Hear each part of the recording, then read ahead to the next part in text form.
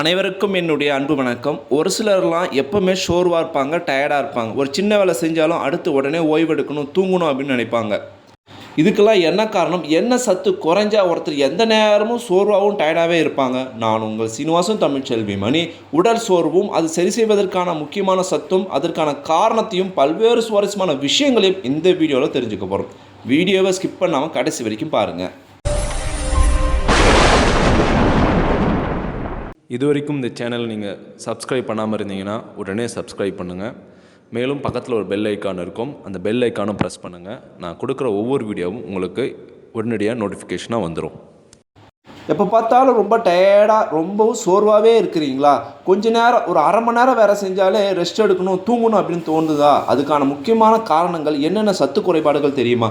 முதல் விஷயம் என்னென்னா, நம்ம ரொம்ப ஆக்டிவாக சுறுசுறுப்பாக இருக்கணும் அப்படின்னா முந்தைய நாள் இரவு நம்ம நல்லா ஆழமாக தூங்கியிருக்கணும். நம்ம சரியாக தூங்கலாம் அப்படின்னா நம்ம உடம்பு ஆக்டிவாக இருக்காது, சுறுசுறுப்பாக இருக்காது. நம்ம உடல் உறுப்பு எந்த அளவுக்கு வேலை செய்யுதோ அந்தளவுக்கு ஓய்வும் கொடுக்கணும். சரியான தூக்கமின்மை, சரியாக நீங்கள் ஓய்வு எடுக்கலாம் அப்படின்னா மூளையினுடைய செயல்பாடு குறையும். இரத்த ஓட்டம் சீராக இருக்காது. இரத்த ஓட்டம் சீராக இருந்தால்தான் இரத்தத்தில் இருக்கக்கூடிய சிவப்பணுக்கள் உடலில் இருக்கக்கூடிய உறுப்புகளுக்கு ஆக்சிஜன் எடுத்து செல்லும். இரத்த ஓட்டமும் சீராக இல்லை, மூளையும் சரியாக வேலை செய்யலைன்னா நீங்கள் ரொம்ப சோர்வாக டயர்டாக தான் இருப்பீங்க. ஒவ்வொரு நாளும் இரவு நீங்கள் நல்லா ஆழமாக சரியாக 8 மணி நேரம் தூங்கணும். குறைஞ்சது 6 மணி நேரம்னாச்சும் நீங்கள் தூங்கணும். அப்படி தூங்கலை, தொடர்ந்து ஒரு வாரத்துக்கு மேலாக நீங்கள் சரியான தூக்கம் இல்லாமல் இருக்கிறீங்க அப்படின்னா நீங்கள் ரொம்ப டயர்டாக சோர்வாக தான் இருப்பீங்க. இரண்டாவது முக்கிய காரணமாக நாம் அன்றாடம் சாப்பிடக்கூடிய உணவில் சர்க்கரையின் அளவு அதிகமாக இருந்தாலோ மாவுசத்தினுடைய அளவு அதிகமாக இருந்தாலோ நம்ம உடம்புல இருக்கக்கூடிய செல்கள் எல்லாம் என்ன பண்ணும் தெரியுமா? இன்சுலினை எதிர்த்து போராடும். இதனாலே ஆற்றலை அது இழந்துடும். இதனாலே நம்ம உடம்பு சோர்வாக இருக்கும். அதிகமாக ஒரு நாள் சர்க்கரை நீங்கள் சாப்பிட்டாலும் சரி, அதிகமாக மாவுசத்து உள்ள உணவுகள் எடுத்துக்கிட்டாலும் சரி, அன்றைக்கி நீங்கள் டயர்டாக தான் இருப்பீங்க. அதனால தான் நம்ம பெரியவங்க என்ன சொல்கிறாங்க, நாட்டு சர்க்கரை எடுத்துக்கணும் அப்படின்னு சொல்லுவாங்க.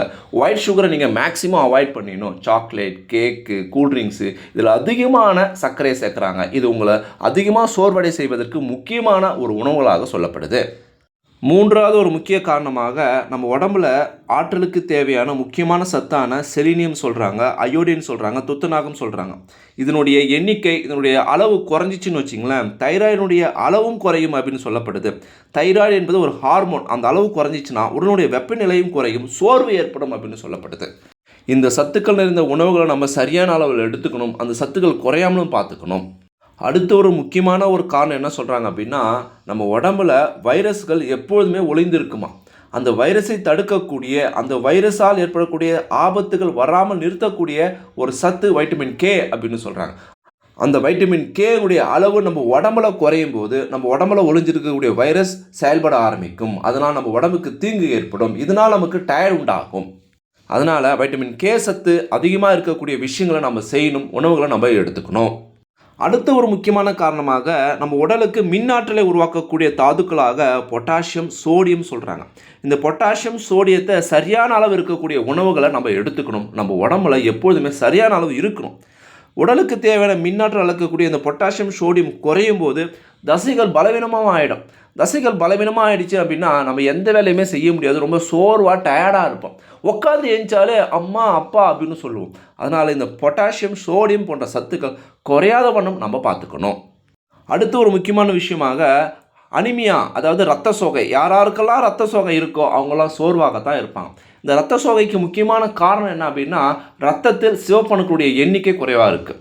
சிவப்பணுக்களுடைய எண்ணிக்கை குறைவாக இருக்க காரணம் அயன் சத்து குறைவாக இருக்குது. அதனால் அயன் சத்து அதிகமாக இருக்கக்கூடிய உணவுகளையும் கீரைகளையும் நம்ம எடுத்துக்கணும்.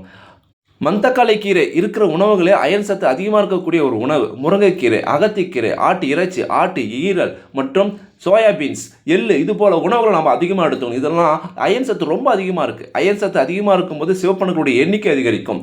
சிவப்பணுக்களுடைய எண்ணிக்கை அதிகமாக இருந்துச்சு அப்படின்னா திசுக்களுக்கு தேவையான ஆக்சிஜனை சரியான முறையில் சீரான ஓட்டத்தில் எடுத்து செல்லும். நம்ம உடல் சுறுசுறுப்பாகவும் ஆக்டிவாகவும் இருப்போம். அடுத்த ஒரு முக்கியமான காரணம் தூக்கமின்மையால் தான் நம்ம உடல் சோர்வாக இருக்குது அப்படின்னு சொல்லியாச்சு. இந்த தூக்கமின்மைக்கு முக்கியமான காரணம் என்ன தெரியுமா? எந்த சத்து குறைஞ்சா நம்மளுக்கு தூக்கமே வராது அப்படின்னா மெக்னீசியம் கிளெசைட் அப்படின்னு சொல்லக்கூடிய ஒரு சத்து. இது குறைஞ்சின்னு வச்சிங்களேன் நம்மளுக்கு தூக்கமே வராது. இந்த சத்து இருக்கக்கூடிய உணவுகளை நம்ம அதிகமாக எடுத்துக்கணும். பெரும்பாலும் ஏதாவது ஒரு சத்து குறைஞ்சிச்சுன்னா அதுக்கான டேப்லெட்டை நம்ம எடுத்துக்கணும். அது தவறான ஒரு செயல். அந்த சத்து இருக்கக்கூடிய உணவுகளையும் பழங்களையும் காய்கறிகளையும் விதைகளையும் நம்ம எடுத்து சாப்பிடணும்.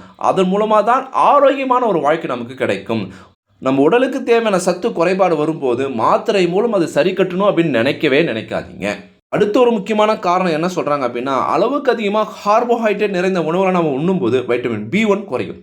வைட்டமின் B1 குறைஞ்சிச்சு அப்படின்னா நம்மளுக்கு பதட்டம் அதிகரிக்கும், மேலும் சோர்வை அது உண்டாக்கும். கார்போஹைட்ரேட் அதிகமாக இருக்கக்கூடிய உணவுகளை நம்ம தவிர்க்கணும். எடுத்துக்கவே கூடாது அப்படின்னு நான் சொல்லலை. அதை அளவாக எடுத்துக்கணும், குறைவாக எடுத்துக்கணும். அப்போ தான் வைட்டமின் B1 நம்மளுக்கு நிறைவாக கிடைக்கும். நம்ம B1 இருக்கக்கூடிய உணவுகள் அதிகமாக எடுத்துக்கிட்டாலுமே அது நம்ம உடம்பு சேமித்து வச்சு பயன்படுத்தணும். நீங்கள் கார்போஹைட்ரேட் நிறைந்த உணவுகள் அதிகமாக எடுத்துக்கிட்டீங்க அப்படின்னா அந்த B1 செயல்படாமல் யூஸ் பண்ணாத மாதிரி அது செஞ்சிடும். அடுத்த முக்கியமான ஒரு காரணம் என்ன சொல்கிறாங்க அப்படின்னா, நம்ம உடலில் இருக்கக்கூடிய செல்களுக்கு மிகவும் முக்கியமான ஒரு சத்தானது புரத சத்து. இந்த புரத சத்து சரியான அளவு நமக்கு கிடைக்கலன்னு வச்சுங்களேன், நம்ம செல்லில் இருக்கக்கூடிய மைட்டோகாண்ட்ரியா செயல்படாது. இதனால நம்ம ஆக்டிவாக இருக்க மாட்டோம், ரொம்ப சோர்வாக இருக்கும். அதுக்கு நமக்கு புரத சத்து ரொம்ப அவசியம். புரத சத்து அதிகமாக இருக்கக்கூடிய உணவுகளை நம்ம அதிகமாக எடுத்துக்கணும். அப்போ தான் நம்ம உடல் ரொம்ப சுறுசுறுப்பாகவும் ஆக்டிவாகவும் இருக்கும். அடுத்த ஒரு விஷயம் என்ன சொல்கிறாங்க அப்படின்னா, எப்போ பார்த்தாலும் கவலையாகவே எப்போ பார்த்தாலும் ரொம்ப சோகமாகவே இருந்தீங்க அப்படின்னா அட்ரினல் அப்படின்னு சொல்லக்கூடிய மன அழுத்த ஹார்மோன் சுரக்கும். நம்ம மன அழுத்தத்தில் இருந்தால் கூட நம்ம உடல் ரொம்ப சோர்வாக இருக்கும் அப்படின்னு சொல்லப்படுது. அது எப்படி சோர்வாக இருக்கும்னா, பகல் நேரத்தில் நம்ம ரொம்ப சோர்வாக இருப்போமா, ஆனால் நைட்டில் ரொம்ப ஆக்டிவாக இருப்போமா. ஆக்டிவாக இருந்து என்ன பண்ணுறது, நைட்டில் தான் நம்ம தூங்கி ஓய்வு எடுக்கணும். அப்போ தான் பகலில் நம்ம சுறுசுறுப்பாக இருக்க முடியும். அப்படியே ரிவர்ஸாக செயல்படுது பாருங்கள். அதனால் மன அழுத்தத்தில் இல்லாமல் நீங்கள் இருக்கணும். ஏதாவது ஒரு விஷயத்தை நினச்சி கவலைப்பட்டுட்டே இருக்கக்கூடாது. நடக்கிறது எல்லாம் நன்மைக்கே, இதுவும் கடந்து போகும் அப்படின்னு மனசை தேர்த்திக்கிட்டு நம்ம வாழ்க்கையை நடத்திட்டு வரணும். இது போல் விஷயங்களால் தான் ஒருத்தர் பார்க்க ரொம்ப சோர்வாக இருக்கார், நீங்கள் ரொம்ப டயர்டாக இருக்கீங்க. நம்ம உடம்பு சுறுசுறுப்பாக இருக்கணும், ஆக்டிவாக இருக்கணும். அதுக்கு நம்ம என்ன செய்யணும் அப்படின்னா, நம்ம உடம்புக்கு எனர்ஜி தரக்கூடிய ஆற்றல் தரக்கூடிய சத்துக்களை நம்ம எடுத்துக்கணும். அதுக்கு முதன்மையான சத்துக்களாக வைட்டமின் D சொல்கிறாங்க, மெக்னீஷியம், பொட்டாசியம் சொல்கிறாங்க. வைட்டமின் D ரொம்ப அதிகமாக எங்கே கிடைக்கும் அப்படின்னா சூரிய ஒளியிலிருந்து கிடைக்குது. அதனால் காலையில் ஒரு 9 மணிக்குள்ளே நீங்கள் சூரிய ஒளி படுற மாதிரி வாக்கிங் போகணும். மாலையில் 5 மணிக்கு மேலே 6 மணிக்குள்ளே சூரிய வெளிச்சம் இருக்கும்போது நீங்கள் வாக்கிங் போகணும். இது போல் சமயங்களில் வாக்கிங் போகும்போது சூரிய ஒளியிலிருந்து கிடைக்கக்கூடிய சத்தானது நமக்கு தேவையான ஆற்றலையும் சக்தியும் கிடைக்கும். வைட்டமின் D நமக்கு அதிகமாக கிடைக்கக்கூடிய ஒரே ஒரு சோர்ஸ் சூரிய ஒளி தான். மேலும் வைட்டமின் D நிறைந்த சில உணவுகளாக மத்தி, சாலமன், காணாங்கழுத்தி போன்ற மீன்களை சொல்கிறாங்க. இந்த மீன்களையும் நீங்கள் வாரத்துக்கு 2 முறை சாப்பிட்லாம். முட்டையில் இருக்கக்கூடிய மஞ்சக்கருவில் வைட்டமின் D அதிகமாக இருக்குது, இதையும் நீங்கள் சாப்பிட்லாம். மேலும் சூரிய ஒளியில் வளரக்கூடிய பட்டன் காளான் மற்றும் உண்ணக்கூடிய பல்வேறு வகையான காளான்களை நீங்கள் சாப்பிட்லாம். இதுபோல் சத்துக்களில் வைட்டமின் D சத்து நிறைந்திருக்கு. வைட்டமின் D சத்து நம்ம உடலுக்கு தேவையான ஆற்றலையும் உற்சாகத்தையும் தரும். அடுத்த ஒரு முக்கியமான சத்தான மெக்னீஷியத்தை சொல்கிறாங்க. இந்த மெக்னீஷியம் சத்து தசை மற்றும் நரம்புகளுடைய செயல்பாட்டிற்கும் அதனுடைய வலிமைக்கும் உறுதுணையாக இருக்கும். இந்த மெக்னீஷியம் சத்து எதெல்லாம் நிறைந்திருக்கு அப்படின்னா, பச்சை இலை காய்கறிகள், கீரைகள் ரொம்ப அதிகமாக இருக்குது. பச்சை நிறத்தில் இருக்கக்கூடிய காய்கறிகளும் கீரைகளும் நம்ம அதிகமாக எடுத்துக்கிட்டோம் அப்படின்னா அதிலிருந்து மெக்னீஷியம் சத்து நமக்கு நிறைவாக கிடைக்கும். அதுவும் குறிப்பாக பாசலைக்கீரை அப்படின்னு ஒரு கீரை சொல்லுவாங்க. அந்த கீரையில் மெக்னீஷியம் சத்து ரொம்ப அதிகமாக இருக்குது. மேலும் பூசணி விதைகள், சூரியகாந்தி விதைகள், ஆளி விதைகள் இதெல்லாம் நம்ம சாப்பிட்டோம்னா நமக்கு மெக்னீஷியம் சத்து அதிகமாக கிடைக்கும்.